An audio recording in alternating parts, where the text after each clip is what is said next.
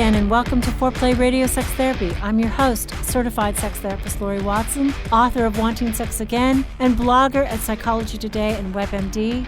And I have with me Dr. Adam Mathews, my co-host, who's a couples therapist, psychotherapist, and president of NCAMFT. Foreplay is dedicated to helping couples keep it hot.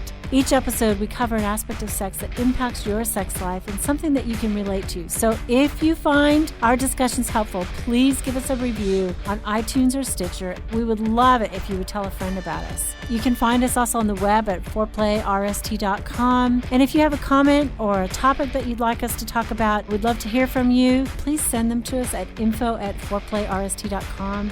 Thanks for listening. Now on to today's topic. So we are going to talk today, Adam, about the 7 things not to say when you're talking about sex. Yeah, and we should probably emphasize the not part of that, right? Yeah.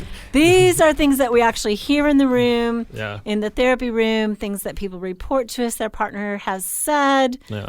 That are killers. Yeah, and I think we're always wanting people to talk about their sex lives, right? Right. Because most people don't. We want you to talk. So it's not that we don't want you to talk, but there are some things that you definitely should not say. Yeah, we want you to talk vulnerably. Yeah. About what you need, about what you like. Mm-hmm. We want you to say it positively.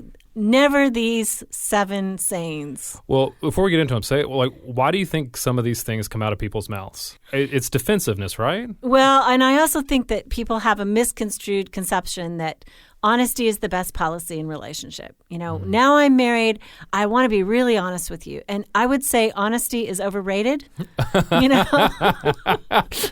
You're a therapist, Laurie. You're supposed to want people to be honest. You want them to lie? I want them to be tactful. Okay. I mean, you're going to be married to this person forever, for crying out loud. It's like, please be tactful. Please be tactful. Okay. Yeah, tact is what works. Yeah. Especially when you're talking about sex. Yeah. So I knew someone one time that was talking to his wife. Okay. And he was trying to be honest. Oh, no. He was trying to be honest, and he said, just so you know, I'm not going to be attracted to you when you weigh 300 pounds. Oh. I mean... Well, I mean, I hear it even worse, right? I'm not attracted to you anymore since you've gotten fat. Since you've gotten fat, right. Yeah. And they I use mean, that weight, dreaded F word. Right? I mean, weight is so important to people, to our culture. I mean, and sometimes they're not even fat when I hear that, right? Yeah. You know, somebody has an incredible standard. But even saying to somebody, I'm not going to be attracted to you if you get fat, or you are fat, and so I'm not as attracted, you might as well just like, okay, is that person really going to sleep with you? Well, it just kills libido, doesn't it? Yeah, or don't ever get fat. Oh, yeah. I mean, a prescription against that. Right. I knew one guy, he used to say that all the time. Don't ever get fat. You know, and I'm thinking, okay, she's about to have children. You know, you actually do gain weight when you have children. I mean, how is she going to feel about her body when even natural states create more weight? Yeah. We tie attraction so much to weight and to size. Yeah. Right? And so I think some of the fear coming from that is that I'm not going to be attracted to you anymore. Yeah, and what am I going to do? And attraction is solely based on weight. And that just sets people up, doesn't it? It sets people up for failure. It does. I mean, because suddenly there's this anxiety about something that has kind of nothing to do with sex. It has to do with your body regulation. But now we have an additional anxiety. Yeah. And you know, a lot of women I see who do gain weight, sometimes they're not either personally allowing themselves sexual pleasure, sensory sexual pleasure, and so they take it with food, and then it's a never-ending cycle, right? Because they're gaining weight, which then they feel more self-conscious, and they don't want to be sexual, so they don't get that pleasure, and then they don't want to have sex. I mean, that can be a crazy maker. And then if their partner is critical, forget about it. Yeah, then it's all over. It is all over. So what's a better way, do you think, to talk about that concern, a more tactful way as you're talking about it? Yeah. So this is totally sexist. And guys, if you're out there, just tell me, you know, Laurie, you are full of beans. You're too sexist. But I do see that when it's gender reversed and the woman feels like he's gained weight and she's not as attracted to him, if she says it really kindly, like, sweetheart, when we were in college, you were so fit and, your belly was so flat and I just thought you were hot as can be. Yeah. That was not exactly went through my mind saying that, but, hot. Yeah. And I just, I would love it if you'd get in that kind of shape again. I really think I'd be turned on even more. Yeah. I mean, something really positive and encouraging. Yeah. Well, and I think that too, honoring your partner's commitment to just being healthy in general. Yeah. Right? Because weight is so hard to manage, right, especially as you get older. Like, I mean, I think that the idea that you're going to have the same belly and look that you did when you were in college is a high expectation, but maybe also talking about health in general or inviting your partner to work out with you. Yeah, that would be good. To go for walks. But I see men, when they hear that, often for men it translates, you mean if I get in shape, we're going to have sex. We're going to have more sex. Yeah. That'd be, okay, I will do that. Yeah. I mean, a lot of men really respond to that. And I would say, guys, this is just one little thing. Belly weight translates to lost erections in 10 years or less. So if you have a belly, seriously, that means that you are starting with heart disease. The capillaries in your penis are going to clog up and you're going to lose your erections in 10 years or less. Wow. So that's a little motivation for you. Yeah. But what about when it's the woman who's heavy? Or, I mean, because sometimes men say to me, I'm just a visual guy and, she's not that hourglass anymore and that's what turns me on and I don't know where to go with it. Yeah, I think that's more what I was talking about before, too, was in inviting your partner to go with you to work out, being active with them rather than just sitting around or demanding that they go do something, especially if you're not doing it yourself. But I also think that finding qualities that are attractive, that are honestly, that are timeless, that aren't going to change, if you're not nurturing that side of it as well and helping her to feel attractive, doing things that make her feel attractive, then she's not, and it's more likely that it's going to go the other way. I mean, would you agree with that? I'm speaking from a man's point of view. I think that's lovely to invite your partner into exercise with you. I think it's great to find things that are attractive about her. I just think weight is so toxic for women in our culture, and it's such a killer. But I do understand often for men, they're very visually oriented. And I know if you're listening and you're a woman out there, I get it. Women can be visually oriented too. Sure. But I think the vast majority of men are visually oriented. So, and weight is just such a big deal. I had one girlfriend's husband say to her, I really hope that you stay in shape or something. And it was really kind, and it wasn't the same sort of pressure. I don't know how he said it that was distinguishing, but it was different. This is a tough one. You're almost saying... We're going to get through 7 of these. We're almost out of time here. Shoot. I don't know. Shoot. I mean, we should have done a whole one on weight, which, we'll come back to weight. We'll come back to weight. We'll do more on weight. But be careful. Yeah. Be careful out there. Okay, so another thing that we've heard often enough, which is just a killer, is you're not big enough. I can't feel you. Oh, I know. Right? I know, and I have had women say that in the room with their male partner there, saying, he's just not big enough. I'm like, oh my gosh, how does he keep sitting there? Yeah, I was about to say, did he stay in the room? How did he not fall through the floor? She said it, to him, which I think is so incredibly toxic.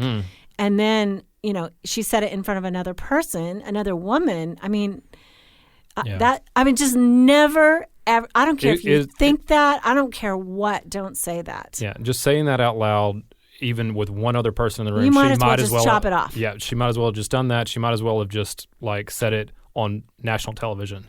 It's that kind of public shaming. Right. Men are so wedded to their penis, right? Yep. That little guy is their buddy. That's true. Yeah. He's a little general. Yeah.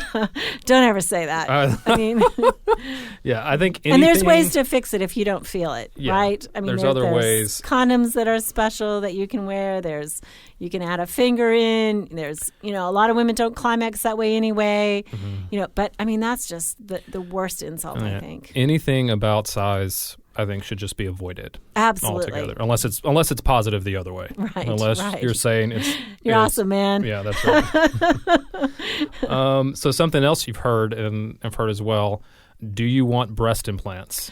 I know it. I can't even imagine that this is something that somebody would say to somebody else, but It is. It happens. Yeah. Right? I mean, basically he's saying, I'm not content with your breasts, right? Yeah. Your size. Yeah. But what's the difference, though, then? Because I think it's different for women. It's not the same as her saying well, if she she's said, too small. do you want a penis implant? Right? That's what I mean. Like, I mean, what's that like from a woman's perspective when? I just think that is insulting. Yeah. That he's directly saying he's not happy with the shape or size of her breasts. Yeah. I mean, it'd be one thing, right, if she's like, moaning it and saying, oh, I don't like my size, or I don't like the way I look after childbearing, and he's like, do you want breast implants? Okay, that makes more sense. That's contextual. That's not a criticism. Okay. But just offering that up because maybe he likes bigger breasted women, it's like, ooh.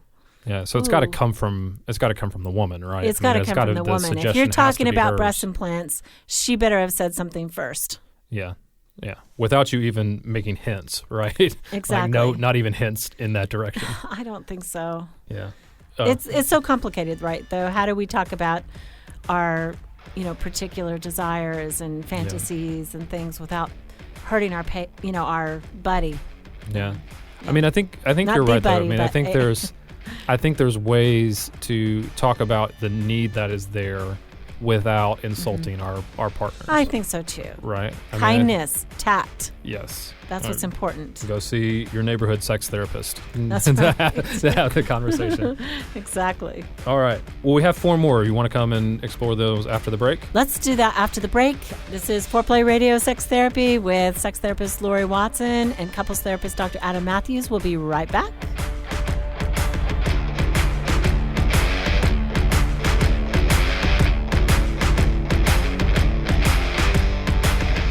Wanting Sex Again. How to Rediscover Desire and Heal a Sexless Marriage by certified sex therapist Laurie Watson. Each chapter is designed to fix one of the problems that cause low libido, from early marriage through the childbearing years, even all the way through menopause. I've also had men read it and tell me that for them it was the most hopeful thing they read about resolving sexual problems. Look for Wanting Sex Again on Amazon.com. You can also talk to Laurie Watson for therapy in person or via Skype. I offer couples counseling and sex therapy, and I think about both aspects of the relationship, emotional intimacy and sexual technique, and that combination together helps marriages be happy. Weekend couples intensives are also offered. Improve your sex and improve your relationship with Awakening Center for Couples and Intimacy. Find out more at awakenloveandsex.com. Awaken what's possible. It is one of my great joys in life to be able to really help individuals and couples find strength in their relationships and really find hope again. Licensed marriage and family therapist Dr. Adam Mathews from Mathews Counseling. I work with a wide variety of issues, including depression and anxiety, marital issues, issues with adolescence. I believe that therapy should be designed around you, that it should be personalized to who you are and to your unique situation. Therapy is available in office, online, and by phone. I want therapy to be comfortable for everyone. At our office, you'll find that we sit around a fireplace in deep, comfortable chairs, look at the problem differently, and offer practical solutions for you to take home and utilize outside of the therapy room. Schedule today and rediscover hope. You can find me on the web at mathewscounseling.net, Mathews with 1 T. You can contact us through email or phone and find a lot of resources on our website, mathewscounseling.net.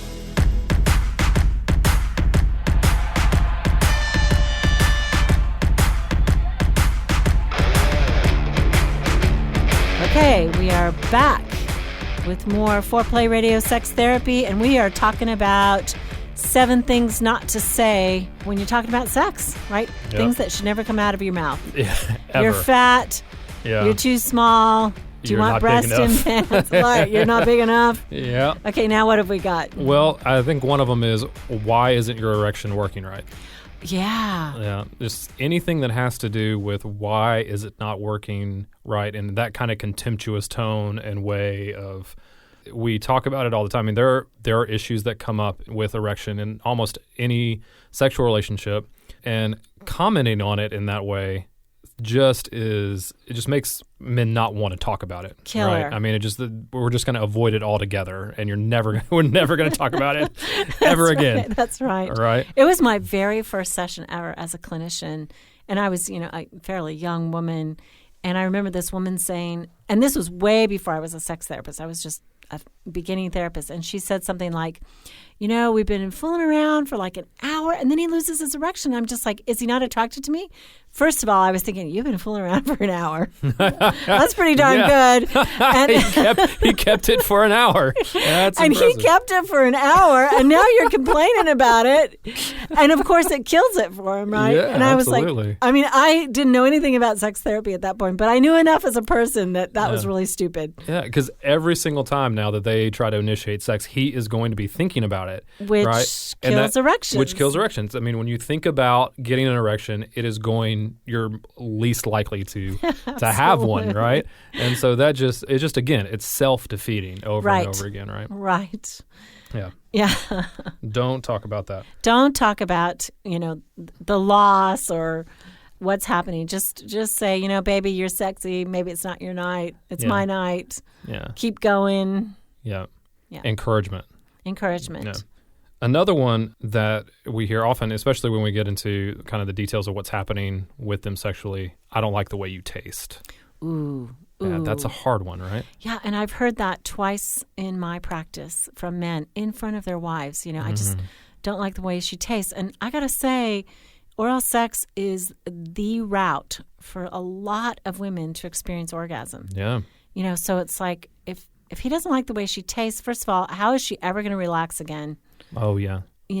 So oral sex is almost off the table at that point. I would think for a lot of women, they're already self-conscious. Even women who think they taste good and whose partners say they taste good barely can let him do oral sex. And so it's like, okay, now he said this, how is she going to ever get over that? Yeah. But I would say there are certain foods that help. Pineapple, papaya, guacamole, avocado. Nice. Those supposedly change the way you taste. Coffee and cigarettes often make you not taste well. Both genders. Yeah. Both genders, everybody. Yeah, so this can apply both ways. Right. And that, right. So, oral sex is a component, we've talked about it often, right? That's important in healthy sexual relationships. And so if you want it to happen, it's not something you need to you need to bring up. Take her out to Mexican That's food. Mexican. That's to say. So start cutting up that pineapple. Lots of guacamole, but if you're willing to do it, and it's one thing, right? If there's a hygiene issue, certainly get in the shower with her and all that, but really don't ever say that. Don't ever say that. All right. Another one we hear a lot, all he or all she wants is sex. Yes. Yeah. All of these blanket statements that people make, it's basically negating the complexity of your partner. When you say all you want is sex, I know a lot of people, especially women who say this, but also, men who say it to their partners, because I would say 20% of my practice is women who want sex more than their male partners. So it goes both ways. Absolutely. But really, you're denying complexity when you say that, right? You're saying you just want to get off. I'm sorry to say that crudely, but you just want to get off. And that's not what people want often. They want connection. They want eroticism. They want passion. They want responsiveness. They want it to be sexy. It's not... And they want something from their partner most of the time. They don't just want their own selfish orgasm. Yeah. And that's what that implies. You're selfish. That's all right. you want is sex. Well, then it reduces people to a stereotype, right? It does. Particularly when it comes from from women toward their men, right? That's usually where I hear that. And I think it reduces the stereotype, but then it also denies the role that sex plays in the relationship. It does. Right? Like it's a bad thing to want sex. Right. And so I hope he wants sex. Oh, yeah. And sex being a primary way that men connect with their partners, it's saying, well, he doesn't want to connect with me. Yes. That's what, and I it think makes him feel ashamed yes. of something that is a really positive, loving, important, and essential aspect of the relationship, right? Yeah, and that's a deep need there. Yes. And so I think that kind of any blanket statement, but that one in particular is just going to just promote disconnection in the relationship. It does. It does. All right, last one, Laurie. You're just so frigid. And I think this is the reverse, right? Yep. When the man says to the woman, because frigid is really a female adjective, you don't want sex, you're just frigid. As if she's a human being who doesn't want it. And maybe for her, it's very complex. Again, she doesn't want it because she's angry at him. She's resentful over lots of different things. Maybe she doesn't want it because he's not very good in bed, or he's not been sensitive to her needs, or any number of reasons. There's tons. Says it's a blaming statement. Yeah, right? Both of those last two are, right? They're blaming. Both of them are. It's your fault. Yeah. If you would just change this one thing about you, our relationship would be okay. Right. Right. Nothing's that easy. Mm-mm. Right. So when we think about those statements, those 7 things, I think people would say, okay, well, if there's some truth to those statements, sure, how do we go about talking about it? What are the kind of things that we want? You mentioned it briefly at the top of the show, but what are the things that we want to say in sex? How do we want to talk about sex? What's some general guiding principles when we're talking about that? Okay, so first know that talking about sex is vulnerable, and you want to pick a time and a place, because just bringing it up out of the blue is often going to be interruptive, going to be like a surprise attack on your partner. Yeah. So I say do it over coffee outside. Go to some coffee shop that's noisy or something where you're not going to be interrupted and nobody can hear you. Right. But go somewhere kind of public and neutral, or maybe the park or wherever, and tell your partner, I want to talk to you about our love life. I want to talk about sex. Yeah. I know this has been a difficult subject, but I want to go there. And first, if you're the initiating party for that conversation, decide what you want. Decide one thing you want out of this conversation and make it a very contained conversation. Yeah. And I think you want to avoid what we were talking about before, those blaming statements. Yes. You don't want to blame your partner. You want to see this as an us issue rather than a you issue, right? Yes. That we're on the same team and want the same things. And when you ascribe to your partner that they want sex like you want sex, that you both want a healthy, sexual, vibrant relationship, then it's more likely that you're going to be heard, right? Yeah, or maybe ascribing that you both have a goal of intimacy. Yes. I think for some partners, sex is that primary avenue, and for other partners, maybe talking or spending time together, or something else. But say, look, I know we both have a goal of intimacy and connection. And then the next thing is you have to talk about what you want. Short-lived, like one sentence. Yeah. So I really want to make love twice a week. This, I think, is what would make me feel content and happy. So really lay it down, in a small prescribed way, rather than saying, why don't you want to make love very much? Oh, yeah. That question's a killer. Yeah. That's a killer. Yeah, absolutely. Okay. And I think what you're talking about is making requests or called them bids before. Yeah. And talked about the them. Gottmans call them bids. Yeah. And talked about them in those ways. And that's the vulnerability part, right? Because you've got to be, if you're not risking something, right, in that conversation, then you're probably not being vulnerable, right? And so that's the difficult thing. And I think that's where a lot of those statements that we were talking about come from, of just being real defensive and real not risking a lot. It's not a risk to talk about size or to talk about the ways that you're unsatisfied, right? As opposed to... That's just anger and throwing mud and a poor beginning to a conversation that might change your sex life. Yeah. Well, listen, I think this has been great. Yeah. 7 things not to say when you're going to talk about sex. And Don't say those tips. things. Don't say those things. Yeah.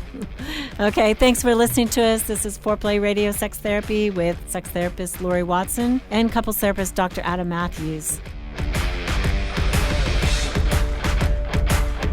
Hey, help us stay on top here at Foreplay. We'd love it if you would subscribe and share it with your friends. And please take 1 sec and rate and review us. Thanks so much.